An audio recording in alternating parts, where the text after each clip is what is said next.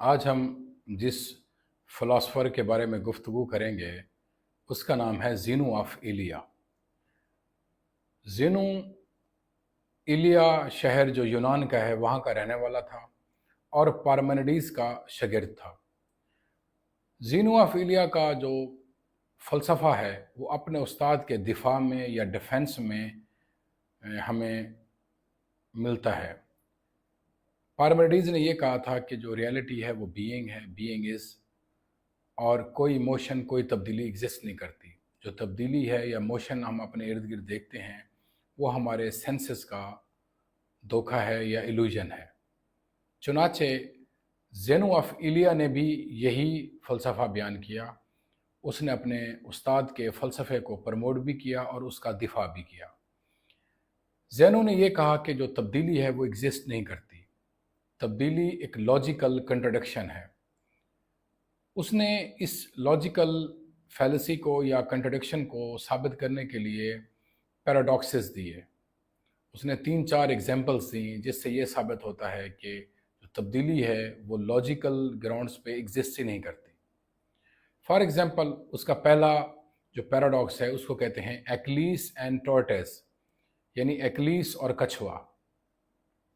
ایکلیس ایک ریسر تھا یونان کا، تو زینو نے یہ سوچا کہ اگر ہم ایکلیس کا مقابلہ کروائیں، دوڑ کروائیں کچھوے کے ساتھ، تو اس سے جو نتیجہ نکلے گا اس سے ہمیں یہ پتہ چلے گا کہ جو چینج ہے، موشن ہے، وہ ایگزسٹ نہیں کرتا۔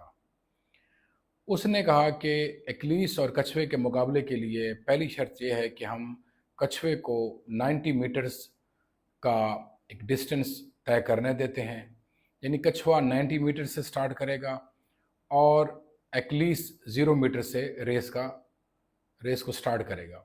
چنانچہ جب یہ ریس سٹارٹ ہوتی ہے، ایکلیس جب 90 میٹر پہ پہنچتا ہے تو کچھوا 10 میٹر آگے سفر کر چکا ہوتا ہے۔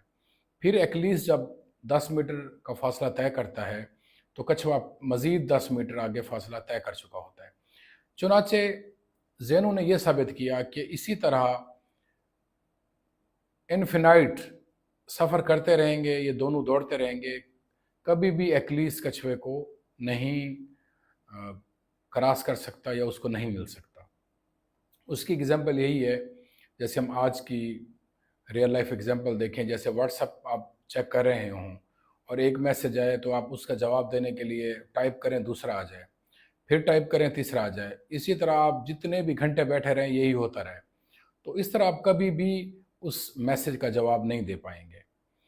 دوسرا جو پیراڈاکس تھا وہ تھا ایرو کے حوالے سے، کہ اگر ایک تیر انداز تیر کو چھوڑتا ہے یا تیر مارتا ہے کسی درخت کو، تو تیر جب ہوا میں سفر کرتا ہے تو وہ ہوا میں مختلف جو ہوا اسپیس ہے اس میں وہ رکتا ہے، وہ رک کے آگے بڑھتا ہے۔ بنیادی طور پر وہ کہتا ہے وہ رک کے آگے نہیں بڑھتا، جو آگے بڑھنا ہے یہ ہمارے سینسز کا دھوکہ ہے، اصل میں تو وہ جو تیر ہے وہ ہوا میں معلق ہے۔ اسی طرح اس نے انفینٹی کے بارے میں بھی کافی نظریات دیے، جس کی بنیاد پہ بعد میں نیوٹن نے اور لائبنیز نے جو کیلکولس ہے وہ ڈیولپ کی۔ تو زینو کا جو فلسفہ ہے وہ اپنے استاد یعنی پارمینیڈیز کو ڈیفینڈ کرنا اور اس کا دفاع کرنا ہے، اور اس کے فلسفے کا جو کرکس ہے وہ یہ ہے کہ جو تبدیلی ہے وہ ایگزسٹ ہی نہیں کرتی۔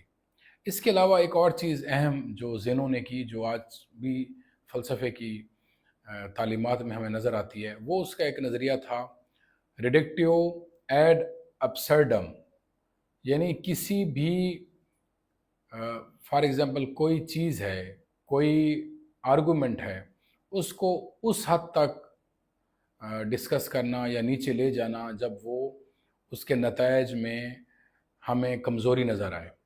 ریڈکٹیو کا مطلب ہے ریڈکشن کریں، ایڈ ابسرڈم یعنی ریڈیوس کریں کسی بھی آرگومنٹ کو، کسی بھی اسٹیٹمنٹ کو کہ وہ ابسرڈٹی کے اوپر آ کے ختم ہو، یعنی کوئی بھی نظریہ، فار ایگزامپل میں کہتا ہوں کہ آپ کی بات درست ہے، جب ہم اس کو ڈیپ ڈاؤن اس پہ گفتگو کریں گے، ہم اس کے لاجیکل انالیسس کریں گے، تو اینڈ میں جا کے وہ بات بالکل کمزور نظر آئے گی۔ تو اس کو وہ کہتا ہے کہ ریڈکٹو ایڈ ابسرڈم، یعنی ریڈکشن ٹل ایبسرڈیٹی، کہ کسی چیز کو اتنا ریڈیوس کرنا کہ اس کے بعد اس کی کمزوری نظر آنے لگے. اور یہ ہم نے دیکھا ہے کہ لاجک میں یہ ابھی بھی یہ طریقہ یوز ہوتا ہے.